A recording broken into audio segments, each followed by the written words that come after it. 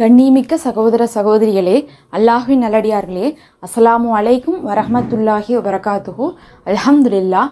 அல்லாஹும்ம ஸல்லி அலா முஹம்மதின் வஅலா அலி முஹம்மதின் வபாரிக் வஸல்லிம். இது உங்களுடைய இஸ்லாமிய பாதை சேனல். இப்போது நாம் சிறப்புமிக்க இந்த ஷாபான் மாதத்தில் சிறப்புக்குரிய நாட்களை கடந்து கொண்டிருக்கிறோம். ரொம்பவே அற்புதமான நாட்கள். அமல்களை அதிகமாக செய்யுங்க. அதுவும் நடுப்பகுதியில் நம்ம இருந்துகிட்ருக்கோம். கிட்டத்தட்ட பாதி மாதத்தை கடந்து வந்துட்டோம். இன்னி பாதி மாதங்கள் தான் இருக்குது. எப்போதுமே முதல் பாதி அப்படிங்கிறது நம்ம ஓரளவுக்கு ஆர்வத்தோடு செஞ்சிருந்தாலும் நடுப்பகுதி வரும்போது இன்னும் நம்மளை ஆர்வமாக்கி கொண்டு அதிக அமல்கள் செய்யணும். அதனால தான் நடுப்பகுதி வரும்போது அதை ரொம்பவே கவனிப்பாங்க. இந்த சிறப்புக்குரிய நாளில் நீங்கள் எவ்வளவோ அமல்கள் செய்வீங்க. அதில் இந்த 3 ரப்பனா துவாக்களை மிக முக்கியமாக சேர்த்தி கொள்ளுங்க. அதுவும் இந்த ரப்பனா துவாவை நீங்கள் ஓதினால் உங்களுடைய எத்தனை தேவைகளும் எத்தனை ஆண்டுகள் தேவைகளாக இருந்தாலும் சரி, எவ்வளோ தடவை உங்களுக்கு அது தடுங்கலாயிட்டு இருக்கு, நடக்க மாட்டேங்குதுன்னு நினச்சாலும் சரி, இந்த 3 ரப்பனா துவாக்கள் போதும். இது குர்ஆனில் வந்துள்ள சிறப்புக்குரிய துவாக்கள். நபி அவர்கள் ஓதக்கூடிய வளமையாக வச்சிருந்த துவாக்களில் இந்த 3ம் ரொம்பவே முதலிடத்தை பிடிக்கக்கூடியதாக இருக்குது. அதுலேயும் சஹாபாக்கள் நபி அவர்கள் இதை ஓதியதை பின்னாடி இருந்து கேட்டிருக்காங்க.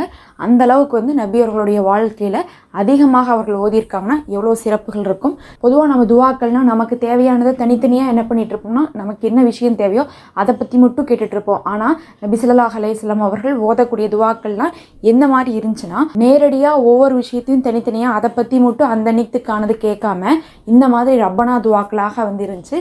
இதுலேயே பார்க்கும்போது நமக்கு தேவையானது நமக்கு தெரியாதது கூட கிடச்சிரும். ஏன்னா நாம் துவா கேட்டு மட்டும்தான் எல்லாத்தையும் பெற முடியும்னு கிடையாது.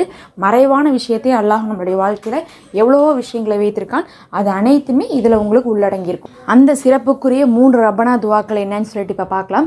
அதில் முதல் ரப்பனா துவா என்னன்னு பார்த்தீங்கன்னா, நபி மூசா அலைஹிஸ்ஸலாம் அவர்கள் ஓதிய துவா. இது குர்ஆனில் அல்லாஹ் சொல்லி காட்டுகிறான். எந்த அளவுக்குன்னு பார்த்தீங்கன்னா, ஒரு மனிதன் ஒரு வாழ்க்கையில் தேவையான அனைத்தையுமே இழந்துட்டான். அதாவது எதுவுமே இல்லை, அடுத்த நேரத்துக்கு உணவு இல்லை, அடுத்த நேரத்துக்கு தங்கும் இடம் இல்லை, அடுத்த நேரத்துக்கு நமக்குன்னு ஆதரவுக்கான ஒரு குடும்பத்தினர் கூட இல்லை.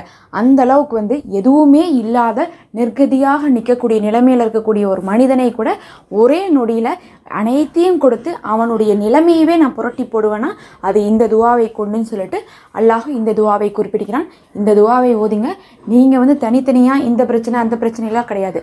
ஒட்டு மொத்தமாக உங்களுடைய எல்லா தேவையும் பூர்த்தி செய்வதற்கும் உங்கள் நிலைமையவே மாற்றி நல்லதை கொடுப்பதற்கு இது சிறந்ததாக இருக்கும். அந்த துவா தான் ரப்பி இன்னி லிமா அஞ்சல்த இளைய மின் ஹைரின் ஃபிக்கிர். அப்படின்னா, என்னுடைய ரப்பே, நீ என் மீது இறக்கி வைத்துள்ள நல்லதின் மீது நான் தேவையுடையவனாக இருக்கிறேன்னு அர்த்தம். அப்படின்னா, நீ எனக்கு எதெல்லாம் நல்லதை இறக்கி வைக்கிறியோ அத்தனை எனக்கு தேவை இருக்குது, அதனால அத்தனையும் கொடுத்துரு.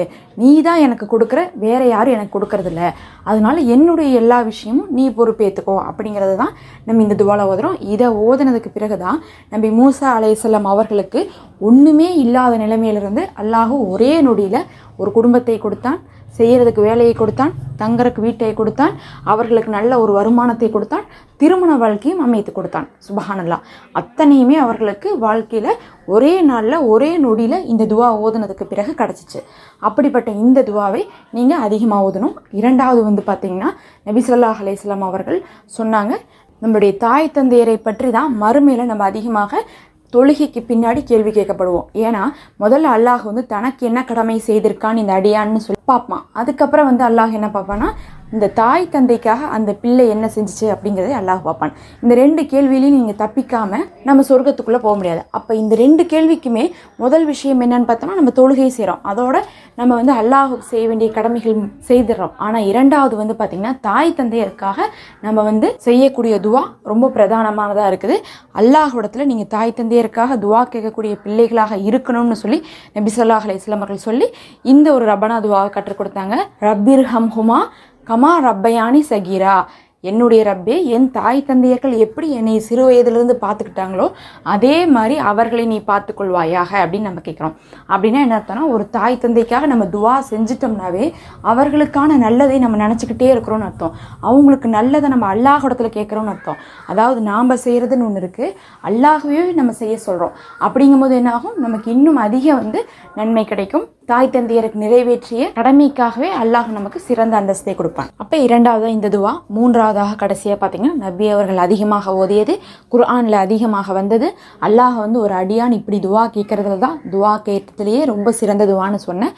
ரப்பனா ஆத்தினா ஃபித்துன்யா ஹசனத்தன் வஃபில் ஆஹிரத்தி ஹசனத்தோ வக்கினா அதாபன்னார். அப்படின்னா எனக்கு இம்மையிலையும் சிறந்ததே கூட மறுமையிலையும் சிறந்ததே கூட நரக நெருப்பிலிருந்து என்னை காப்பாத்துன்னு சொல்லிட்டு நம்ம அல்லாஹ் இடத்துல கேட்குறோம்.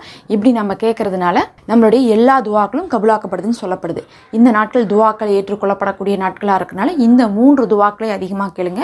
அல்லாஹ் உங்களுடைய அனைத்து துவாவையும் ஏற்றுக்கொள்வானாக. இந்த துவாக்கள் ஒழு இல்லாதவங்க, தொழுகை இல்லாதவங்க யார் வேணா ஓதலாம். எவ்வளோ தடவை வேணா அதிகமாக நீங்கள் ஓதிக்கொள்ளலாம். கம்மியான எண்ணிக்கைனா 3 முறை ஓதிக்கொள்ளுங்க.